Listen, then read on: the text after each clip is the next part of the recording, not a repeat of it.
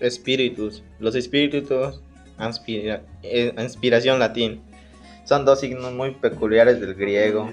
Todas las palabras empiezan por vocal y por RHO. Los llevan, el espíritu se coloca sobre la letra de esta minúscula o a su derecha si es mayúscula. Los espíritus pueden ser espíritu suave. No se pronuncia ni se transcribe. Solo puede ir sobre una vocal. Toda posición inicial siempre lleva espíritu áspero. Cuando se encuentran dos RHO o medio de la palabra primera, puede escribir con espíritu suave y la segunda al esperar ejemplo de Pirro. Acentos. Originalmente el acento griego era tonal y no intensivo. Esto significa que la sílaba sobre la iba acento sufría un incremento de la tonalidad musical y no incrementó la intensidad en su pronunciación. Antes de comenzar el audio de la acentuación es necesario conocer bien el sistema vocálico griego y en especial discrimina vocales según su canalidad. Vocales breves: A, E, I, O, U. Vocales largos: A, N, L, N, U, L, W, O, U y U. Diptongos con primer elemento breve: al, el, hoy, au, ou, ul. Con primer elemento largo: a, n, w. Principales leyes de acentuación. Nociones básicas. En general el acento se mantiene en constante en la misma sílaba, pero sin embargo hay una situación en la que sufre cambio de posición hacia la derecha. En los diptongos pondremos el acento sobre la vocal más cerrada, pero la pronunciación cae sobre la más abierta, como por ejemplo a e, i, o i, a u, e u o u. Son pronunciados a i, e i, o u, a u, e i. Los diptongos con primer elemento largo acentuamos sobre el dicho elemento en la vocal cerrada.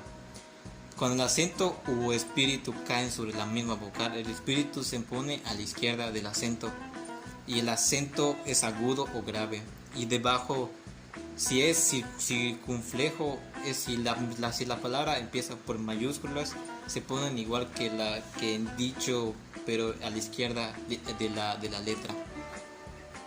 Ley de la limitación.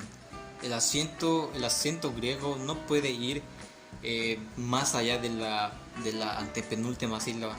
Es decir, si la extrapolamos al castellano, el griego, las palabras pueden ser más agudas o oxítonas, llanas o paraxítonas, esdrújulas o proparaxítonas. Esta ley se presenta la siguiente limitación. Por ejemplo, la sílaba de la palabra son posiciones agudas, tienen una vocal grave y diptongo. El acento puede ir de la antepenúltima posición de las esdrújulas, sino que se ve a un cierto límite de la posición de las llanas. La razón que obedece a la equivalencia fonética de la sílaba con vocal larga o diptongo, como si fuera dos sílabas. La limitación del acento se establece en la penúltima, porque la última equivale a dos. Es la razón por la cual podemos encontrar la misma palabra en el acento citado en sílabas diferentes.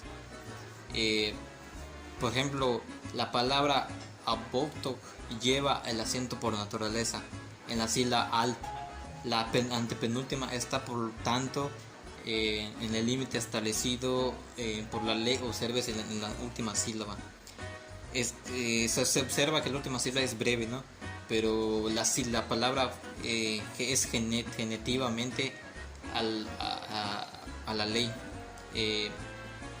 es auto, donde el cambio de desinencia implica que se ha pasado del vocablo breve o del denominativo al dictongo del genitivo. Este hecho obliga a desplegarse al acento en lugar hacia la derecha, y esto ha sido parte que me tocó de mi exposición. Ley de utilización de acentos. Como se ha dicho anteriormente, en el griego el acento se define no por la posición que ocupa, sino por la forma gráfica que adopta, y se representa por 3 signos. Acento agudo indica que una elevación de tono aproximadamente en una quinta de la vocal que lo lleva. Puede ir sobre las 3 últimas sílabas de una palabra, sean largas o breves. Pero para recaer en la antepenúltima sílaba, la última debe ser breve. Acento grave indica una elevación menor de tono. Puede ir cuando sustituye al acento agudo en la sílaba final de una palabra no seguida de signo de puntuación. Pero si de la palabra acentuada, por tanto de la frase, lleva acento agudo. Sin embargo, en la acentuación nominal, si una palabra de la primera y segunda declinaciones lleva el acento por naturaleza en la última sílaba, sigue del mismo criterio de acentuación que el artículo salvo el nominativo masculino y femenino, que en el artículo no va acentuado. Y en la primera declinación podemos distinguir los sustantivos de los adjetivos. Aún sin conocer su significado, porque los sustantivos llevan donde el acento en el genitivo plural acentúan sobre la desinencia, según se ha dicho. Los adjetivos, sin embargo, no, sino que mantienen constante la posición de su acento. Mantienen el acento en la sílaba que lo llevan en todos los casos, por naturaleza, excepto en los que se produce la síncopa. Acento en las contracciones. En las contracciones vocálicas, si el acento va situado sobre la primera de las 2 vocales de la contracción, el acento sobre la vocal resultante es circunflejo. Si el acento va situado sobre la segunda de las 2 vocales, el acento sobre la vocal resultante es agudo. Si la situamos en la frase, se ve el cambio de grafía. Obsérvese que cambia la dirección del acento, pese a que van seguidas de palabras acentuadas, porque el acento grave solo afecta a la última sílaba. Acento circunflejo indica una elevación y una depresión sucesivas del tono. Solo puede ir en la última sílaba, puede ir en la última o penúltima sílaba de una palabra. Los adjetivos inestudiadas, por ejemplo,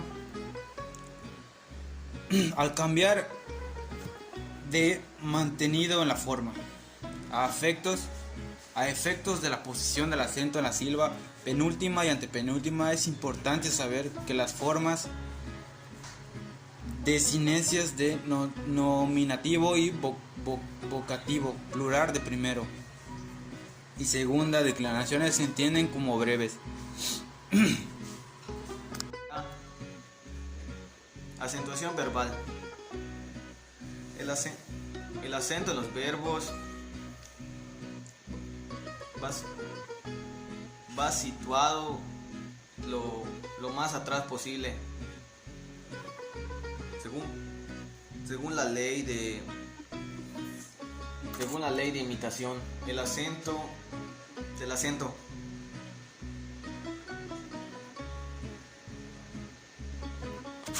Esto debería ser la tercera sílaba, empezando a contar desde el final. Sin embargo, hay que tener en cuenta la restricción que se produce a la segunda sílaba. En el caso del vocablo de la sílaba final.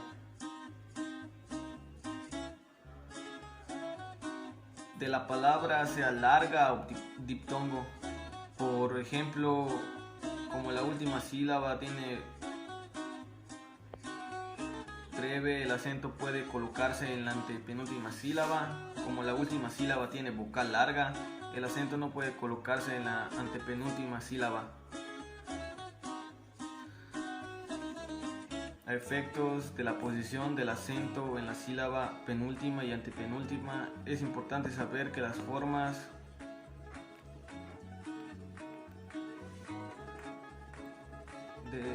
de desinencia verbal y la desinencia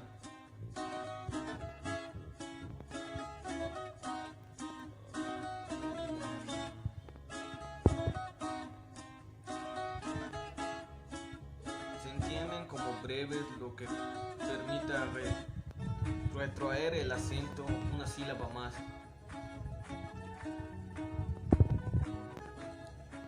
En infinitivo perfecto activo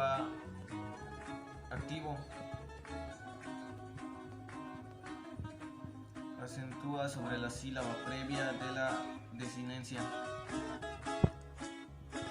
El participio es perfecto medio pasivo, mantiene constante el acento sobre el morfema, sin tener en cuenta las reglas básicas de la acentuación verbal. Aunque según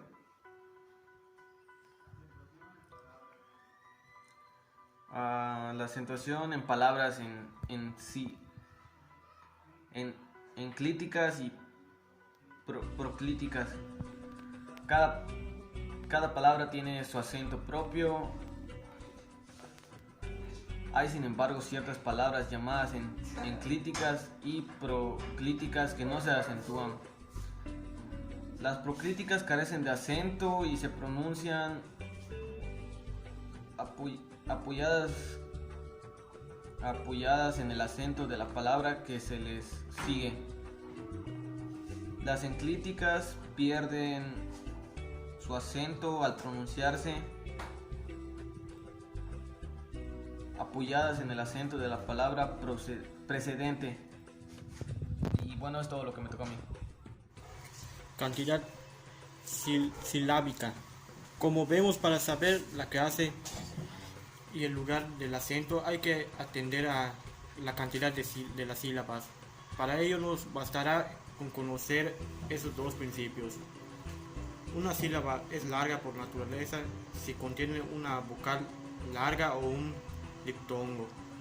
Una sílaba larga por posición si contiene una vocal breve seguida de dos o más consonantes o de una consonante doble. Signos ortográficos. Apóstrofo se coloca entre dos palabras para indicar la elisión de una vocal final o inicial de una de ellas. Coronis indica la crasis o fusión de dos vocales, una final y otra inicial de dos palabras que se unen como si fueran una sola.